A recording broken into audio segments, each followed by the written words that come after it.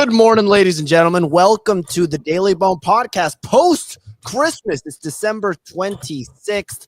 Today, we're going to talk all things Pudgy Penguin ecosystem pump.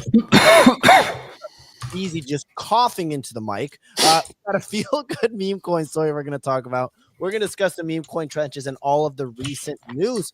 We got a little bit of a crypto pullback. We're also going to be discussing on what's going to be coming in the future. Easy, you have the hottest mic going on over there. How do we get a new mic for Christmas? You could send me one if you want. That'd be sick. You want to? Yeah, I will literally send you one. What happened to the other one you had? I don't know. It's somewhere. Okay, very good. Very good. Well, I hope you had a wonderful Christmas, Easy. We got a little bit of a unique episode today. Ray could not make it to the show today. So this is going to be the dynamic duo today, post-Christmas. We're very just bros being bros. Just bros being bros. I'm very curious. Easy, what did you get for Christmas this year? Socks. The socks. Got it. I also hear, dude, you got some audio coming in from your end. I don't know if you're playing music or you're watch a video or something, but I'm very curious from the audience. Let us know what you got for Christmas. And if you are listening on Twitter Spaces and you want to support the show, give us a like, give us a comment, give us a bookmark. If you're feeling frisky, give us 2 likes. Yeah, give us 2 likes while you're at it. Maybe 3. Absolutely. So we got a bunch for Christmas.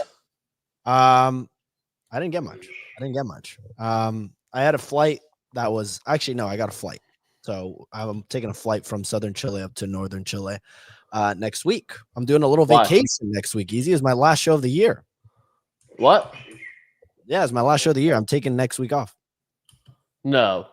Yeah, I'm going on a little cruise down to the Where are you going? Southern coast of Chile. I'm going down, doing a little loop-de-loop down there. My first cruise ever. I'm kind of nervous.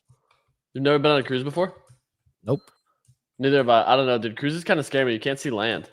Oh, sorry. Dude, you got. I hear some stuff coming. I'm trying to figure out what is going on. Sorry, ladies and gentlemen. Thought it was Friday. Bought himself a treadmill. Get some miles in, dude. Get some miles in. Let's go. New year, new you. That thought would be sick. Win, lose, or rug. Someone bought me a scratch off, and I won nada. Scratch offs are very fun. I enjoy scratching them off. You do look like a big scratch off guy, dude. They're so fun. Like I could see you just sitting there ripping scratch offs. Yeah, certainly. So yeah, but you know, hope you guys had a fantastic Christmas. We're gonna get the show on the road. Let's do this thing. Easy. You want to take this weather report, a little special edition? Abso-friggin-lutely, dude. Abso-friggin-lutely. So looking over the crypto roundup. The majors are down on the day with Bitcoin below 96K, ETH under 3,400, and Solana now down to 188. This is already outdated with a slight sell-off, of course. We got the leading top 100 coin is BitGet's BGB token, which is up 28% and 58% on the week to a $10 billion market cap. Pengu officially flips bonk to become the #1 meme coin on Solana as 91% of Pengu's airdrop has been claimed. Pudgy Penguins gained over 25% on the week, crossing back over a 20 ETH market cap after just dipping down to 16 ETH last week. Next up, we got Vitalik donating $300,000 US, 10 million Taiwanese baht to adopt Mudang and his family for 2 years.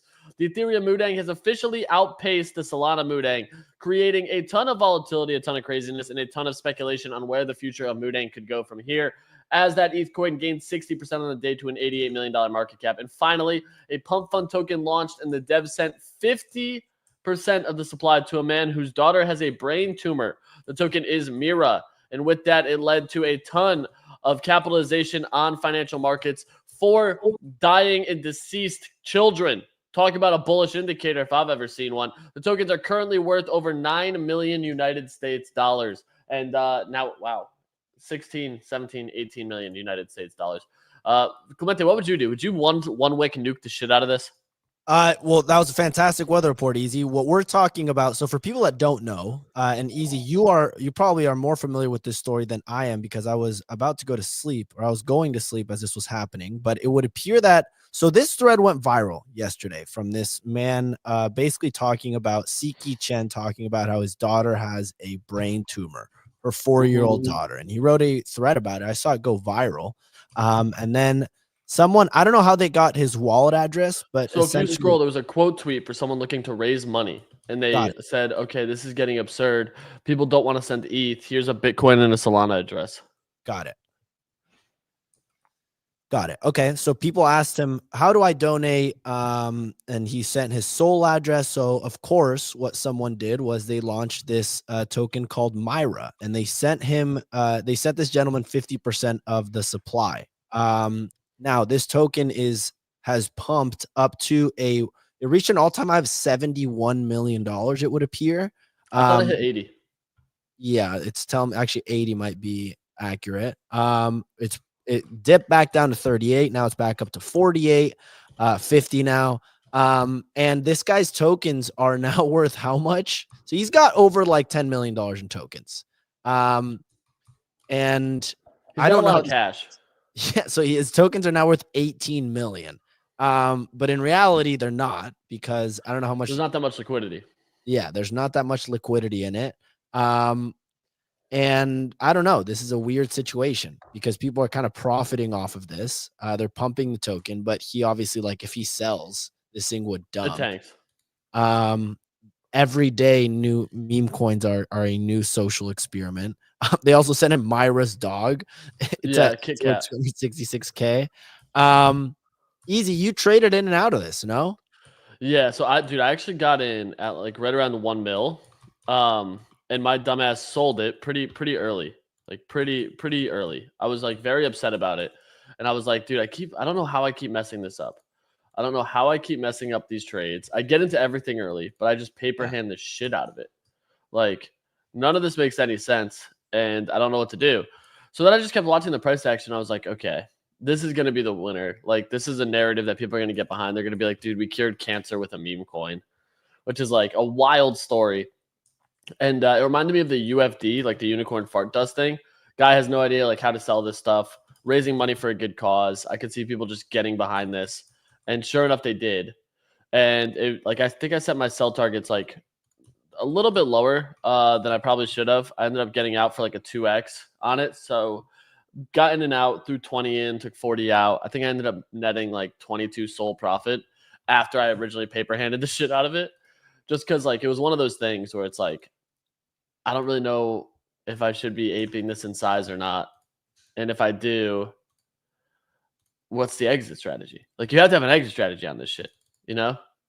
Yeah. It's meme coins are a very difficult game to play. A lot of stuff went down in the meme coin trenches yesterday. I want to briefly talk about, while we're on the segment of meme coins. Am I going to hell for trading a childhood cancer coin?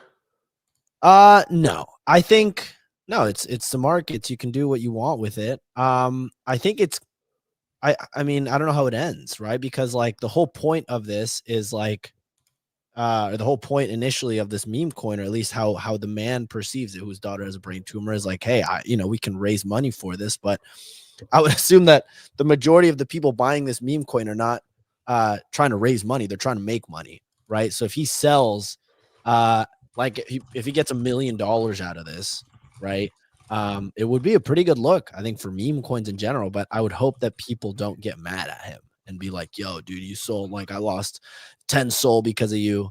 But it's a cool, like, social experiment, I think. But yeah, interesting to see regardless.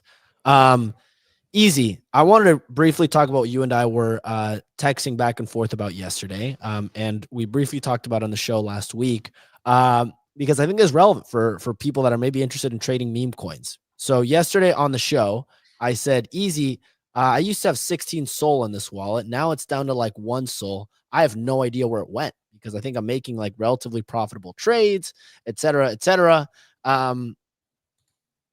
Yesterday, I reached out to Easy. I said, Easy, what do you have your priority buy and sell fees at? Right. And maybe Easy, you explain what those actually mean for someone that's curious.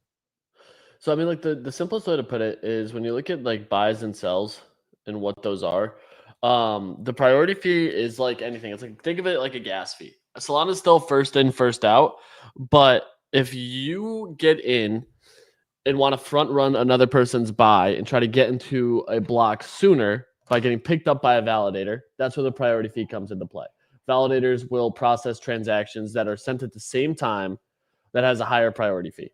So that's what leads to that priority fee. A bribe fee is what's used to protect against MEV. So MEV is a way for people to kind of sandwich. So they get, if you have high slippage and you're willing to take a trade that has a high variance, so token moves 30% up or down, and you don't care about that price, you want to get in, you can get MEV'd. That's the issue. So the thing is, with a bribery fee, you're basically paying a validator to not let the MEV bot sandwich you. So you can dictate paying those and how much you pay. So like my priority fee is set to 0.01, my bribery fee is set to 0.05, which is still kind of high. Like for some people, it's still high, but like I'm buying with a little bit larger size than most. Like my average buys are between 2 and 5 SOL. So if you're going in with like 0.5 SOL, your priority fee should be pretty low, and your bribery fee should be even lower. Like that's it. Like you should be going extremely low on those two. Got it. And same with the sell. You would say you have those same settings? Yeah, exact same. Got it. So this is all to say, guys, that I did the math yesterday, right? And I cranked. So for context, I cranked my buy. So and I don't buy with easy size. I buy like 0.5, maybe 1 SOL. My sell and buy fees were 0.02, and my bribe fees were either 0.01 or 0.02, right? So then I go, oh shit. Then I looked at the last trade. So I've been doing this for the last week because Solana was a disaster during the Pengu airdrop. So then I go, okay, how many trades have I made in the last week, right? I make a lot of trades, right? So I did the math and I've done roughly 250 trades in the last week. So that's 500 buys and sells, right? So 500 times 0.04. I've spent 20 SOL. I spent 20 SOL on fees in the last like week and a half, basically, was like my rough estimate, if not like 15. That adds up. So to put a bow on all this, you can lose a lot of money via fees. And that's also not including the fees you can pay to, like, I think BullX takes 1%, right? And then if you sell a token pre-migration, doesn't Pump Fund take 10%? Yeah. I'm I pretty think it's sure 1%. I think it's 1% on buys and 1% on sells. 1%. So yeah, okay, not 10%. Yeah. But yeah, I say all of this because I think a lot of people are interested in meme coin trading. And like I've been actively trading it for the last like 2 months, pretty hard. And it took me up until today to like even be like, oh shit, I'm just lighting Sol on fire with fees. Like you don't think about these things. You're so focused on like making profits, but you don't realize how much you're giving up on fees. Pilled is like, you should be ashamed to say that out loud. Oh, okay, Pilled. Which part? I don't know. It Pilled. Look, OG Super Ninja saying this fees got me as well too. Okay, people are basically calling me an idiot for admitting this, saying that how are your fees so high? No, is crazy. And I'm not even going in with size either. Sometimes I was like, oh, dude, my transactions go through instantly. What's going on here? But yeah, so a little warning to everyone. But maybe not a lot of people were caring about it. But anyways, we'll move on to the next piece. Let's talk about Pudgy Penguins, because this is certainly, I think, one of the biggest. This is certainly the biggest story on NFTs. But it's now dabbling also into meme coins since they have their Pengu token. So their Pengu meme coin is up to a $3.8 billion FTV. It flipped bonk to become the #1 meme coin on Solana. Easy, you sized into this dip pretty heavily. I think last week. It's now the token number 52 by market cap. What do you make of this movement here? I think it looks very good. Like the Pengu price action right here is very strong. And for me, that's where I'm like, yeah, I think that this could go much higher. Like a lot of people are calling for 10 bill. I'll probably nuke it at a like 7, 8 if we can get up that way. 10's a lot, but it's already the #1 meme coin on Solana right now. So I mean, it's good to see this rally. Claims it basically stopped. All in all, it looks good to me. So I'm like, yeah, this should probably go higher now. So I mean, yeah, and beautiful move here for the Pengu airdrop, and a lot of people have won massively on this. I faded this. I got greedy with my bottom call. I had like a 10 soul limit buy, I think at like $2.25 or something like that, and it never hit that. It's since then ripped beautifully. Are you, and now we're seeing Pudgy penguins as well start. So you're basically seeing just so much money flow into the ecosystem and a huge wealth effect for holders. We have Pudgy penguins back up to almost 23 ETH after bottoming at around 16 or 17 last week following the airdrop, basically with the speculation of the abstract airdrop and TGE happening in probably less than a month. Are you at all concerned, Easy, about like if we have this abstract token launch and then you have the Pengu token and then you also have the NFTs, are you at all like concerned about liquidity being kind of spread too thin? And or is it just that penguins are doing so well and crushing it that liquidity keeps and money keeps coming into the ecosystem? I think money keeps moving in for him, to be honest. Yeah. Like, it's tough to be like, yeah, I don't think they have a chance. You know, when in reality, it's like, this seems like a very feasible opportunity for them to keep running. Like, I feel like they just have buy pressure from people even outside the space. So it's like that's a bigger catalyst. How many VCs own Pudgies? Like that's a big part of it. Is like how many people outside of the traditional ecosystem have access to these, want to buy them, own them. Like to me, it's like that's a bigger play here. And yeah, they're expensive, but to watch them go from 16 to 22 after Pangu airdrop, I think means people are speculating on a abstract airdrop, which like if that ends up happening and paying off, then we probably see a harder sell and dip. But until then, yeah, I think they just keep running. It certainly is impressive to see. What I think they've done really well is being able to reward believers, right? Like they've taken people who have believed in their ecosystem, believed in the team for 2+ years, right? And like I think a lot of crypto tokens and all this stuff is like playing chess almost, right? Like you got to know which moves to make at a given time, and it's a really strategic thing to do, and Luca is very good at doing that. Luca and company is great at doing that. The next two kind of probably the two most successful NFT projects right now in terms of like IP are speculating on a token, right? We have Azuki and we have Doodles. Doodles are now down to 6 ETH. We don't really know too much, if at all, about the when this token will be dropping for Doodles. We know that it's been in the works for quite some time, according to what some of the Doodles holders are saying and kind of what's been speculated upon. And they've kind of been dropping a lot of things around this. They have a lot of like distribution. Actually, I would say that Doodles has more distribution than Azuki. They've been doing like these album drops. They've been doing all this stuff via like claimable NFTs on Doodles are McDonald's, brother. Yes. So if you had to pick Doodles token or Azuki token, Easy, which one's more interesting to you right now? I would agree. And like Doodles have these 10K, the 10K OG collection, right? They have the duplicators, which are at like what, 0.6 ETH. You look like a duplicator. Yeah. Like I think these are interesting. Like if I were to look at the market cap of Doodles versus the market cap of like Azuki is at 12 ETH, right? And then they have the elementals, they have the beans, like they already have a pretty sizable ecosystem. Like their market cap is probably what, more than 2x? No, it's like 3 or 4x of Doodles. And I think that token is much more priced in than the Doodles one, if I had to like put that out there, right? And then you have yeah, I would agree with you on the Doodles front. I'm curious what people listening are of like, hey, what ecosystem are you more interested in?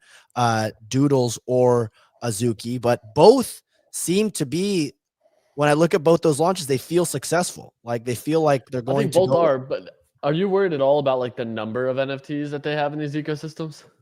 Azuki and Doodles. I'm less worried about Doodles. Doodles has don't Doodle have that. Genesis boxes. They have all the stuff that they bridge to base, and I like Doodles. So Oh, like they I'm have just I'm those. just They have the wearables. yeah. I guess that's true. So you're saying, what would your concern be about the quantity of NFTs? Like what to buy? How do you What reward all those NFTs?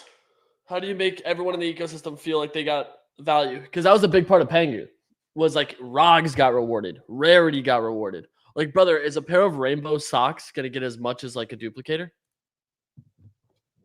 you can make the same argument about like the penguin token though, right? Like they How? rewarded, they had the airdrop for so many people, right? Like so many people were, how many But they wallets? went Over a million beyond the wallets. they went beyond the Pudgy Penguin ecosystem. See what I'm saying? So your take is basically Doodles are trying to figure out like, okay, how much do we allocate? Like, I think they can figure that out. I don't think it's that difficult to be okay. We'll allocate 2% to the Genesis boxes. We'll allocate, 3 or 4% to the blah blah blah, and then people that did the space Doodles thing, will give them some. I don't think it's a huge concern, but I think. Oh, and Unreal is saying I think they only airdrop to OG Doodles, which would Well, they be. had the space doodles too. But the space doodles are basically like a wrapped doodle. They're the same. But you can buy just a spaceship. Yeah, you can buy just a spaceship. Well, you buy it, but you can convert it to a doodle.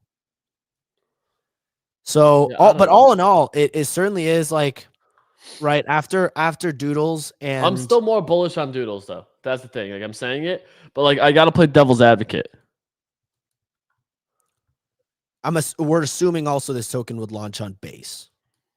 I I feel like it has to launch on base. 100% launch on base, which kind of makes me bullish. Base is Honestly, fun. Have you used base at all? I've used it. I have not found it very fun myself. I like base.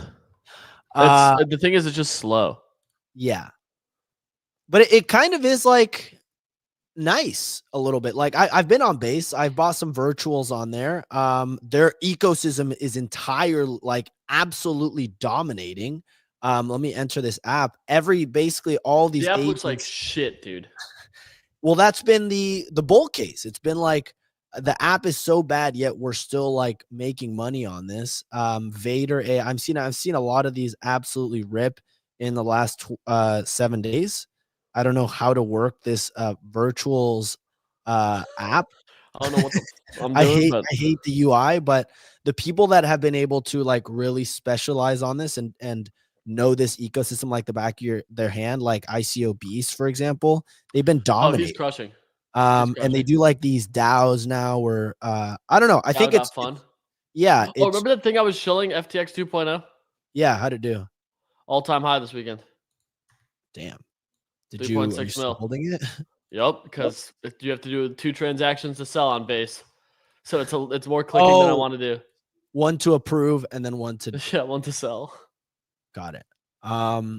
Yeah, I think the virtuals ecosystem is one to like continue to keep an eye on. I think that's more for the like the when I think of the virtuals ecosystem, and this is like when I'm talking about virtuals, I'm talking about the base AI agents ecosystem.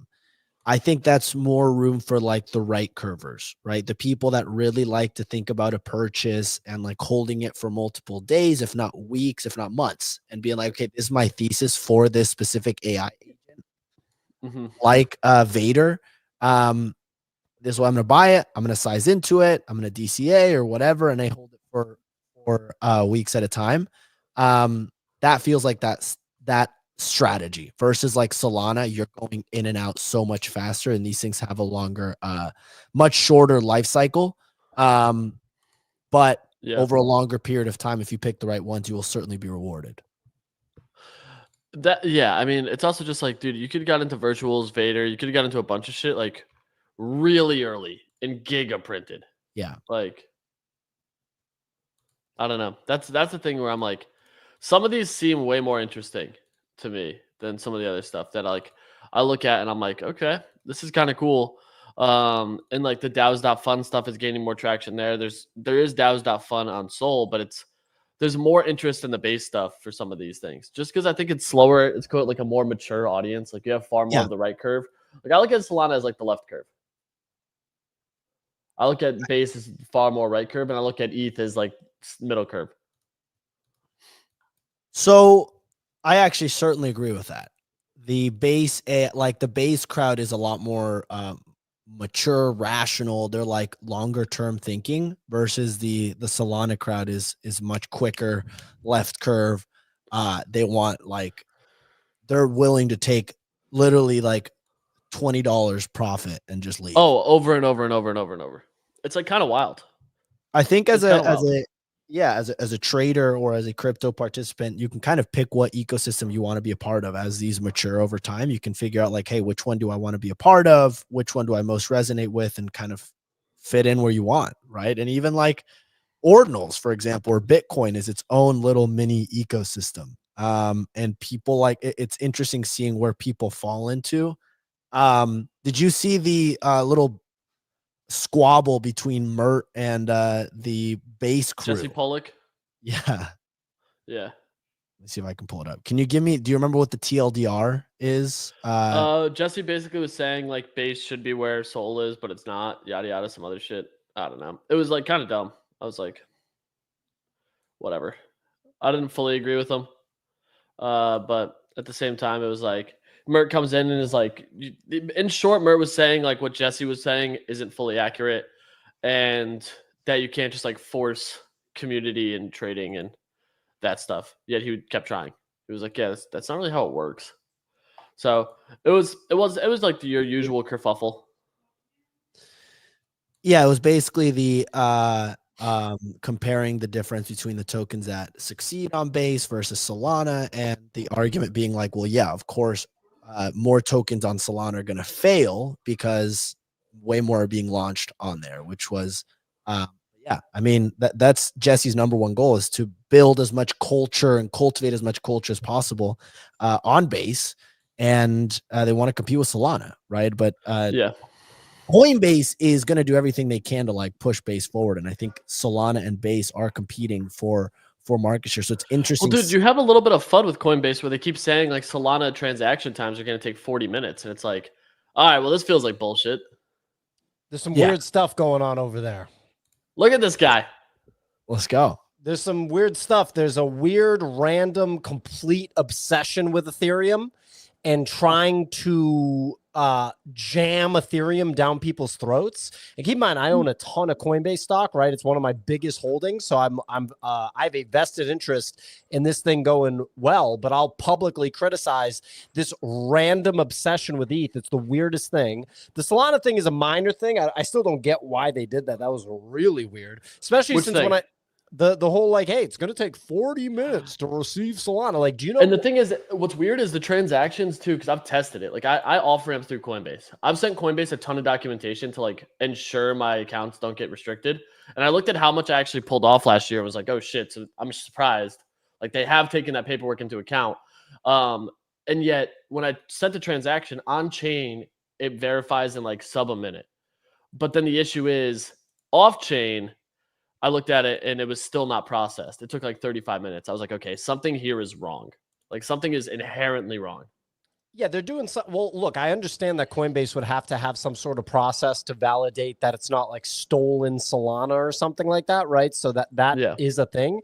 But then you use Bullex and you dump Solana into Bullex. And I mean, dude, it's so fast. Like it is so fast that it really does make you really excited about Solana as just a technology. I mean, it's like a split second that the money's in your Bullex account settled. It's pretty incredible.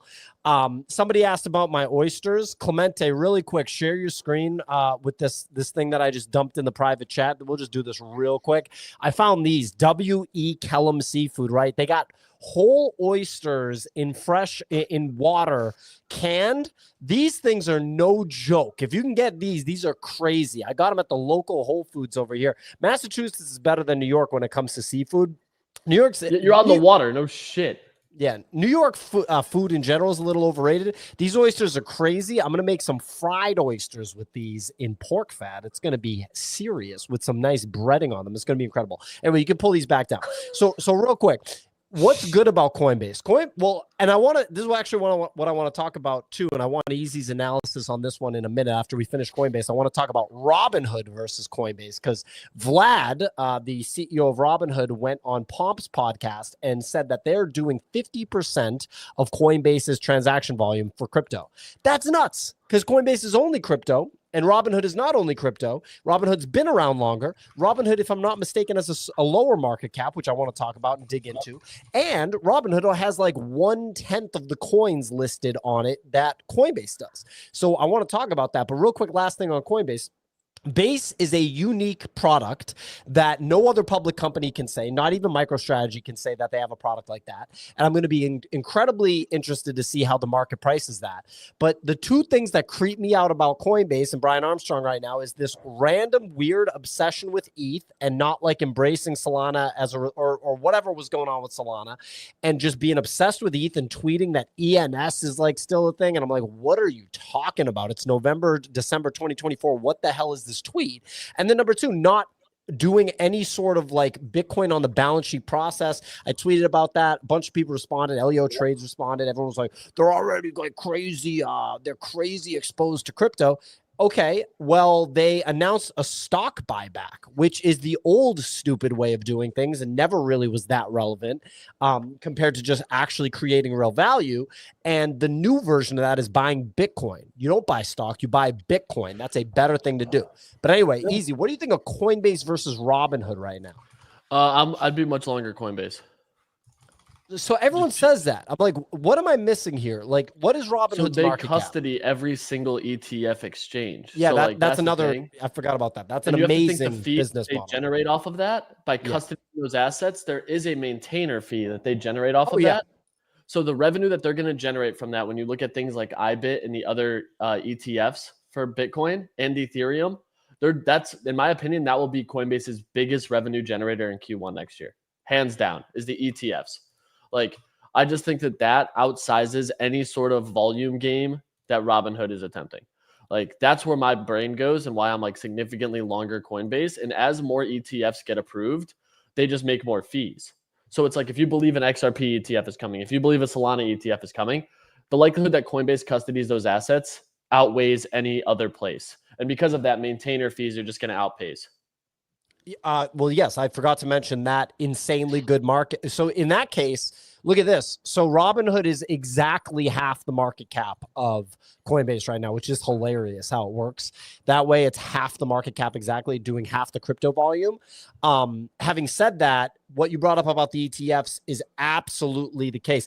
Dude, Coinbase's market cap is only what, 70 bill right now? Talk about free. Talk about free. It's going to 500 before you know it, and it's going to $1 trillion in the long term. Yeah, I actually don't think that that's unheard of. I think that's like completely expected in my opinion. But that's why I do longer Coinbase. If you believe coins go up, then I would be Robinhood. How about Pengu, huh? This thing's really sending. Clemente, all the airdrops last week are all sending. The ME token's back above 4 or about to break 4.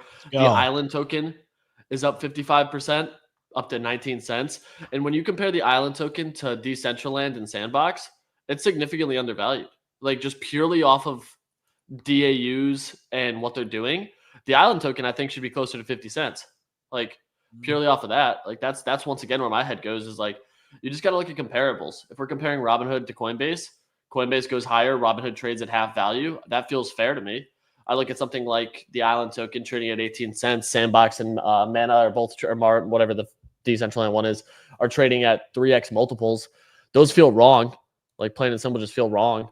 So I'm like, yeah, this to me is where we're going to see some violent repricing across the board. It's wild to me to see the Sandbox at $1.4 billion market cap. 75th most valuable crypto token in the world. And then you have Decentraland at one, like, it's above Axie Infinity, which is kind of insane to me. Well, Axie Infinity's got 30 tokens, so that's I mean, not actually, but kind of. Clemente, how you feeling about me just plowing a bunch of money into Pengu last week? Is that still something you didn't understand? Not understandable? Clemente? What I didn't understand was you buying it when What I didn't understand was you buying one soul worth right out the gate. DCA'd in. He just DCA'd in. You got to start somewhere, Clemente. He buys one soul worth despite him literally getting a 6-figure airdrop. Despite him getting a six-figure airdrop in like from his Pudgy. So that's what didn't make sense to me. I think it was a good buy, obviously, but that didn't click with me. But you have a Michael Saylor-esque approach to how you like to buy. I went off last night. My mom had gone to bed, and you were tweeting like a madman, dude. You were tweeting like a madman. I was watching it. I was like, I don't know what was crazier, your tweets or Frank tweeting that he was off the Crizzy drank. There was one of the two. Frank was saying, I'm off the Crizzy drank at Universal Studios, and you're just hammering MicroStrategy stuff. I'm like, okay. Big difference, man. I'm over here. I had watched an episode of Sopranos, and I was like, yeah, I'm going to watch one more. I'm on the last season. And then, I was like, let me just hammer some tweets real quick. And I basically tweeted for about 45 minutes. I didn't even get to my favorite tweets. My favorite tweet that I'm about to write is that MicroStrategy is going to 1 trillion, and then it's going to 10 trillion. It's literally going to 10 trillion. And by the way, Saylor said it's going to 10 trillion, and he's totally right. So he just directly told you all it's going to 10 trillion. And then I'm going to CC. I'm going to tag a few people. I'm going to tag Stats, NFT Stats, Blast Stats. I'm going to tag Beanie. I'm going to tag Daniel Got Hits. And I'm going to tag, I think that might be the whole list. It's the people that have just questioned MicroStrategy at all. Like they've questioned it at all. And I'm just going to say, I want you to remember this tweet, and I want you to look at the date that I said it. And in 15 years, you're going to be like, wow, that guy really saw it coming. He really saw, I just really like being right about things that are in the future. I like being a futurist. And yeah, I'm sure there's a lot of people that watch this show that say like, Michael Saylor is going to get liquidated, even though Bitcoin could go to $1 and there's no call. Literally no liquidation if it goes to $1. So yeah, it's gonna be the liquidation stuff is my favorite. It's my favorite conversation.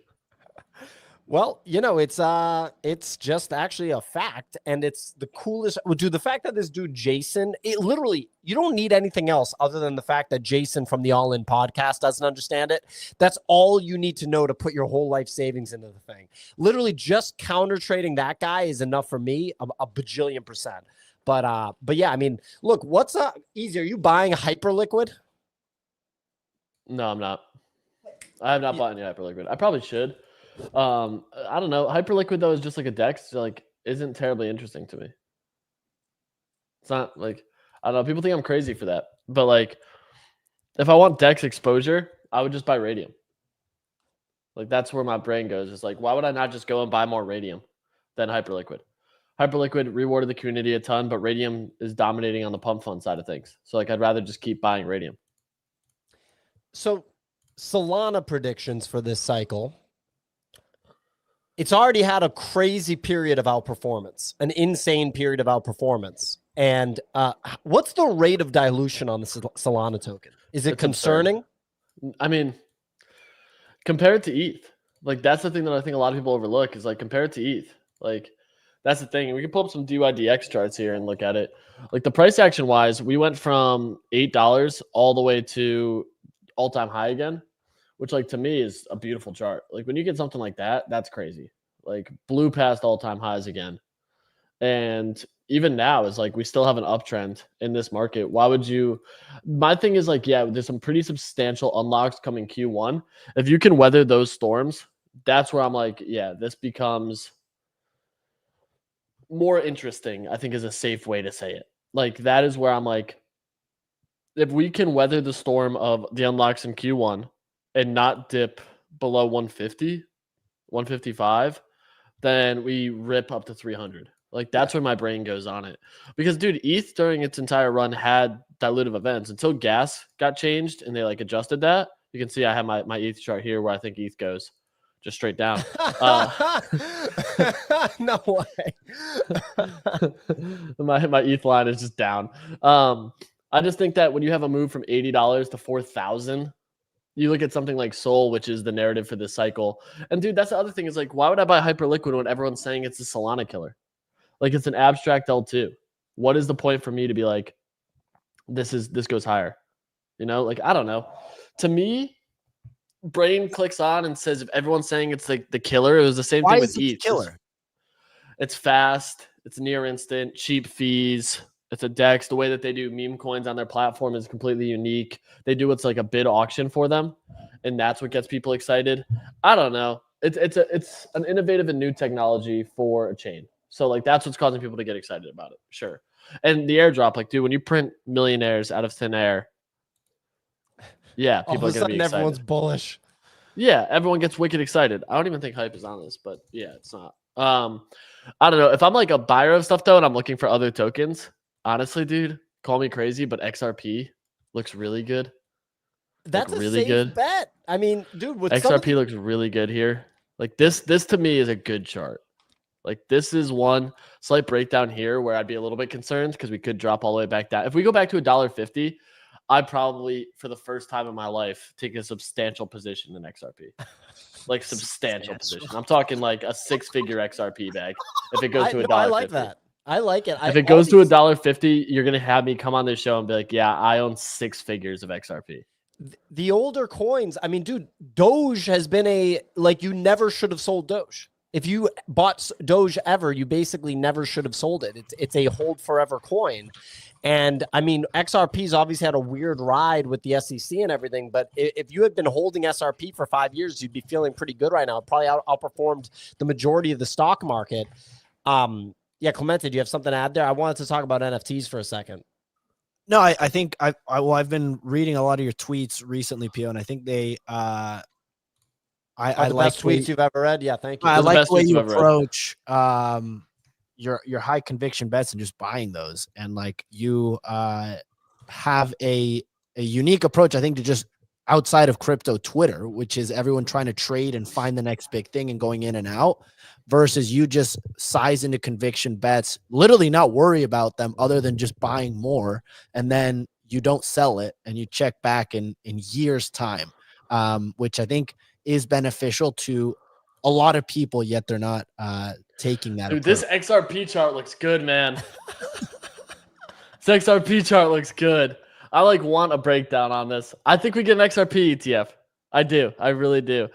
Oh man, that and Sui are interesting to me so here. Real quick, Alfalfa. The part I disagree with Alfalfa, excuse me, is that he says Sol is boring. I think that it's just like immature to call an asset like Solana boring. That's a preposterous comment. That's like the guy that was not technically. He was talking to Michael Saylor, and he was like, "Well, I think it's interesting because it trades on weekends." And Michael Saylor's just like, What's the most traded stock in the stock market? Mine. Like, just cook some real quick. But it was pretty funny. But Alfalfa did say, I think ETH can move just as much as Sol with the ETF in the short term. He's actually not wrong. And Larry Fink backing ETH and saying that they're going to tokenize everything, and Brian Armstrong being completely obsessed with ETH and there being an actual ETF in market is actually going to be something that you're going to want to pay attention to. And real quick, Clemente, you're talking about my strategy with, to me, my strategy is just investing.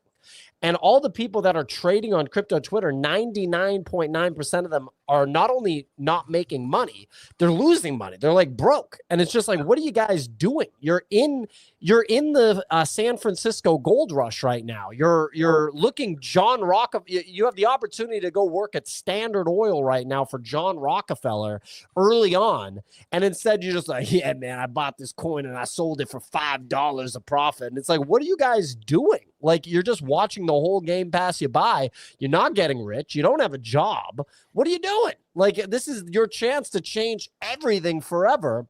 Yeah, this tweet I went pretty hard. Dude, I meet these young kids at these crypto conferences and they don't even own crypto. They're trading for fiat. And I'm like, what are you guys doing? You don't have a job. Like, if you are paying rent, you're barely scraping by. Otherwise, you live at your parents' house. What are we talking about here? So anyway, that just gets me fired up because I want all these young kids to change their lives and to get hell rich. Dude, there's also older people. There was that guy, Clemente, that was shilling us a random-ass Polygon project. Both of us were speechless. Me and Clemente we had nothing to say. I felt like going off and just being like, what are you talking about? Go buy Bitcoin now. Take your phone out. I'm going to take your finger and I'm going to make you buy Bitcoin with that finger. What are we talking about? And that guy's been in crypto for a long time. It's so strange. On the NFT side, Easy likes beans. the Azuki beans. Clemente knows a thing or two about these things. I have like a little bit that much ETH like lying around that I could deploy. I mean, I feeling risky right now given how much MicroStrategy and Bitcoin I have, and that's just a fluffy bed to lay on. What about buying a little bean? So this person shared a full chart, a raving ape. This person, I saw this tweet and I was like, this actually feels pretty interesting to me. He broke down all the Azuki badges you get and what collector score you get on them. And basically came to the same agreement that beans were undervalued across the board. Like, so he broke all this down. It was like, here's where we stand. Here's what I think on these. Here's what's undervalued. Here's what's overvalued and what you get from them. So some of these definitely feel undervalued. Like the beans is the one that I'm like pretty interested in across the board, just because of where they stand and how much your collector points you get from them. So I'm like, you're talking about floor beans, not like the different trades. So gold beans are actually the best value risk reward wise right now, based on the collector score. My problem with going outside of the floors is I only like floor. I would only buy floor, but like I'm just talking purely based on the math that these people are doing on this. The gold beans are the best value for like collector score wise. I agree though. Like this is the other one. So this person, Tut, shared this 45,000 impressions on this tweet. Anime coins coming sooner. What's unique about Azuki is the anime allocation directly tied to your collector score. Ransom numbers. Base Azukis are trading at 11 with a collector score of 1,000. If we divide 41K by 1,000, we get a price per one collector score. So he's like figuring out how much one collector score is worth. It's about $4 right now. It's like what he's saying. On this, he broke it down. Beans get you a 67. Beans are underpriced between collector score and price in ETH by about $221. Special beans are underpriced by about $1,000 because you can get those for 0.85. Gold beans at 2 ETH are underpriced by about $4,000. So damn. Well, dude, they're also expensive. I was literally like, all right, I'm gonna buy one live on the show. Ethereum's expensive. Yeah. But even right now with this pullback on majors, what we were just looking at on DYDX, it's like some of these don't feel too bad when you look at them. Like I look at the beans prices and what we have for these. You're looking at 0.71, which is actually under the price, or it's right above the price that we had on this chart. It's not too shabby in my opinion. Like if we look at types, you can buy like fire beans. These like special ones are not listed, which is crazy. None of them are listed. But then you have like spirit beans sitting at 7, which is crazy. Gold is now at 3. So those are up a full ETH, 1.2 ETH on after this got posted. But then you got to start looking at like these, like the jelly beans and some of these like rare ones, which are almost at floor. Like this is only 0.05 over floor, and you get a much higher collector score on those. So like if I'm buying one, a jelly bean at 0.75 is undervalued on the special bean chart that he has here, which gets you 101 collector score. It's about $1,000 undervalued. So if I'm buying, it sounds crazy, but maybe we take some flyers on the mid rares, pick up a couple of these. Now I'm like, this is real interesting to me, would be these jelly beans. I mean, fair. What are we? So, okay. Can we like think about it for a second? Let's assume in 30 days, right? Or whenever Azuki goes, okay, the anime token is coming in this day. This is when it's going to be launched. Basically what Pengu did, right? With that like announcement where it's like, hey, this is when it's coming, blah, blah, blah, get ready. How much higher can these go? Like, I mean, are people just going to blindly FOMO? Because we saw Pudgy Penguins do a 2x in literally a week, if not more, and they've held up well, right? Like, what's Azuki going to go to? Because I think the market is pricing this in more than Pudgy Penguins was pricing in a token. Yes and no. Yes and no. Like, I think beans could go to 2 ETH. That would be fire. But you know what I would I'm taking the so this is the only reason why I'm not buying in a bean right now is I would rather own a doodle. I'm buying a bean then. I'm buying a bean. Clemente just gave me the signal I need. It's probably going to be a good play. Like it'll go buy the jelly one, in my opinion. Buy the jelly one. Call me crazy. What is the jelly one? What does that even mean? So it's a trait. So it's a trait. It's the skin trait that you get for it. So like the floor is 0.71.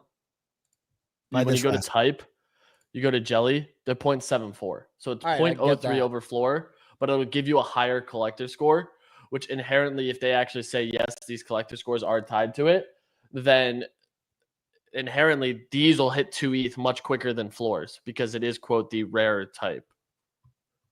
Dude, ETH's expensive, man. It's a lot of money to get. Like jelly, black-eyed, and pinto are the three. Theoretically, you could buy one at floor for 0.71. This little McDonald's rascal. But I would go with the jelly one just because that is directly behind gold beans. Let's go, Pio. I like it. Yeah, like I have enough ETH for some beans as well right now if I wanted to deploy some capital. Are you gonna? I need to know that. No, yeah, this is a big factor. Are you? Dude, I'm already getting fat aloe for having this thing, dude.